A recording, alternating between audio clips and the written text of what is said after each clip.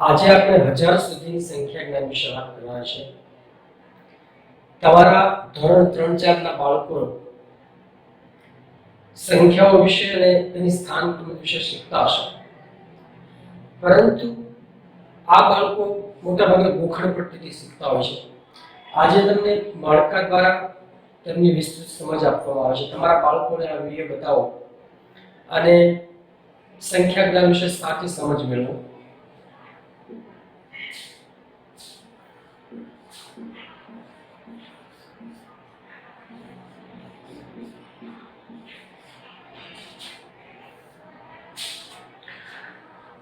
મિત્રો, તમે જોયું હશે કે બાળકો મોટા ભાગે ચોકડે પાટલે 45, સાંકડે બગડે 72 આવું બોલતા હોય છે. એ ખોટું નથી, પણ જ્યારે વિદ્યાર્થી સાંકડે બગડે 72 બોલે છે ત્યારે એની સમજમાં 72 છે એ ખરેખર 72 ને સમજે છે? ના, સમજતો નથી. તો અહીંયા મારી પાસે એકમ માટે એક મણકો, દશક માટે મેં મણકાની માળા બનાવી છે, જેમાં એકમાં 10 મણકાઓ છે, અને 100 માટે આવી જ 10 માળાઓ ઉમેરી અને એક 100 ના શતક તરીકે લીધું છે. તો આનો ઉપયોગ આપણે એકમ તરીકે કરવાના છે, આનો ઉપયોગ દશક તરીકે કરવાના છે, અને આનો ઉપયોગ 100 તરીકે કરવાના છે. આને ધ્યાનમાં રાખી આપણે સંખ્યાઓ વિશે જ્ઞાન મેળવવાના છે, એમની સ્થાન કિંમતને સમજવાના છે. સૌથી પહેલા હું કહીશ 72. આપણે સૌ જાણીએ છીએ 72. બાળકો સાંકડે બગડે 72 એવું બોલતા હોય છે, પણ ખરેખર બાળકો એ સમજે છે કે આ 2 એ 2 છે અને 7 એ 70 છે? જો નહીં તો આ 2 ખરેખર 2 મણકા છે. 1, 2. જ્યારે આ 7 એ 7 દશક છે. 1, 2, 3, 4, 5, 6 અને 7. તો બાળકના મનમાં એ સ્પષ્ટ થવું જોઈએ કે આ 7 એ ખરેખર 70 છે, વત્તા આ 2 એ માત્ર 2 છે. 70 અને 2 મળીને 72 ની સંખ્યા બને છે. તો મોટા ભાગે બાળકો સાંકડે બગડે 72 બોલતા હોય છે, એના બદલે આપણા બાળકો 70 ને 72 બોલતા થાય તો એ સમજ સાથે બોલશે. અહીંયા આ 2 એકમ છે, 2 એકમ જેને અહીંયા બતાવ્યા છે, અને આ 7 તે દશક છે, 7 દશક જેને અહીંયા બતાવ્યા છે, 70 બતાવ્યા છે. તો બાળકો આ વાતને ખાસ સમજે તે ખૂબ જરૂરી છે. 72 એમાં આ એકમ છે અને આ દશક છે. અહીંયા આપણે એની સ્થાન કિંમતની વાત કરશું તો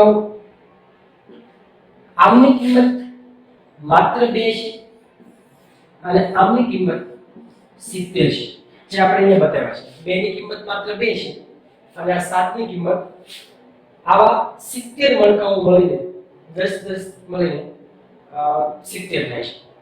તો બાળકો એકમ દશક ગણતા થાય અને તેને સમજતા થાય. આપણે એક નવી સંખ્યા જોઈશું.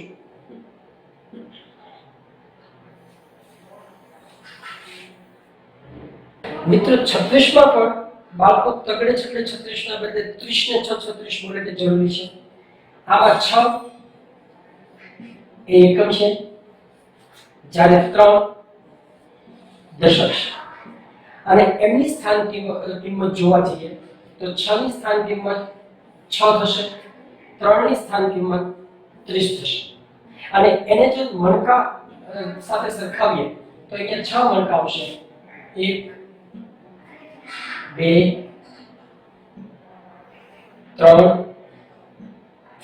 4, 5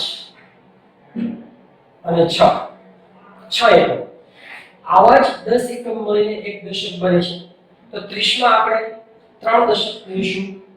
1, 2 અને 3. તો 3 દશક. તો વિદ્યાર્થી મિત્રો આપણે આ રીતે કહી શકીએ કે 30 અને 6 36 થાય. તગડે છગડે 36 ની તગડો ખરેખર 30 એકમનો બનેલો દશક છે, 3 દશક છે 30 એટલે આની કિંમત 30 છે, આની કિંમત 6 છે.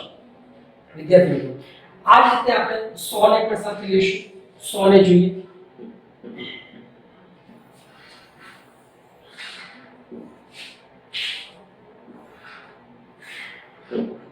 હવે એક સંખ્યા નવી લઈશું 418. આની અંદર એકમ, દશક અને 100 ત્રણેય છે. આપણે એને અહીંયા જોઈશું.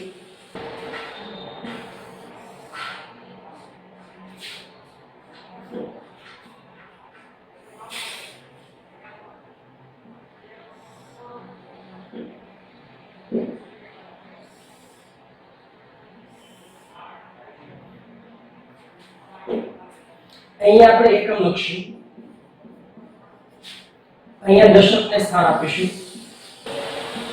અને અહીંયા શતક એટલે કે 100 ને સ્થાન આપીશું. તો આ સંખ્યાને જ્યારે આપણે વેચવા જઈશું ત્યારે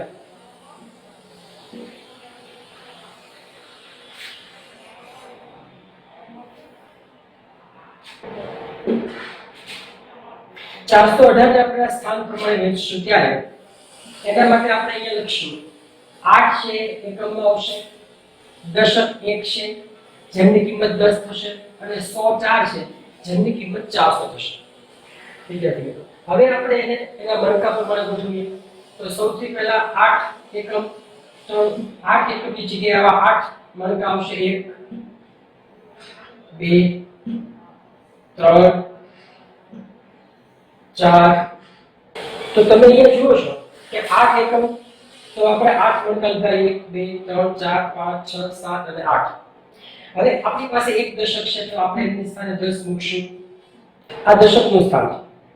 એક દશક એટલે 1 10. 100 આપણી પાસે 4 છે તો આપણે આ 100 ની નિશાન 4 પર લઈશું. 100 200 300 અને 400.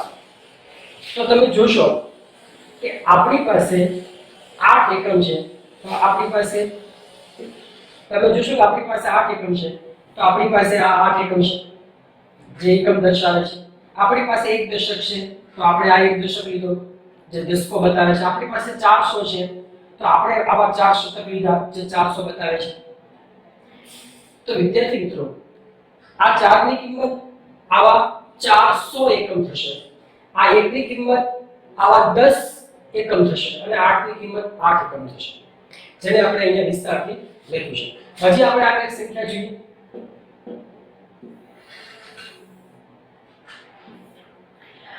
એક નવી સંખ્યા છે 378. તો વિદ્યાર્થી મિત્રો આપણી પાસે એક આવી નવી સંખ્યા છે જે 378 થાય છે. તો અહીંયા 78 છે એમાં પણ 8 એકમ છે. આ 7 દશકનો 7 70 થશે અને 3 નો અર્થ 300 થશે. તો તમે જોશો કે 8 એટલે આવા 8 એકમ, આ 8 એટલે આવા 8 એકમ, એક એવો 8. 7 દશક છે તો આવા 7 દશકા 7 વખત, 7 દશકા 7 વખત અને 300 છે તો આવા 100 3 વખત. એટલે કે આ 8 એકમ એ 8 એકમ 8 વાર એટલે 8 થશે. અહીંયા આવા 7 દશક છે, 7 10 એટલે કે એની કિંમત જોવા જાવ તો 70 થશે, 70 થશે. આ 8 એકમ 8 થશે અને આવા 300 છે, આવા 300 છે તો એ 300 છે એટલે એમની કિંમત 300 થશે, 300 એકમ થશે. તો વિદ્યાર્થી મિત્રો આવી જ બીજી સંખ્યાઓ તમે તમારી જાતે તમારા પુસ્તકમાં, તમારા ગણિતમાં છે એમને એમના સ્થાન પ્રમાણે અલગ કરો અને શીખો. વિદ્યાર્થી મિત્રો આવા જ બીજા વિડીયો માટે અને ગોખણપટ્ટી વગરની સમજ માટે અમારી YouTube channel self study with LK Parmar સાથે જોડાઈ રહો. મળીએ એક નવા વિષય સાથે. જય હિન્દ.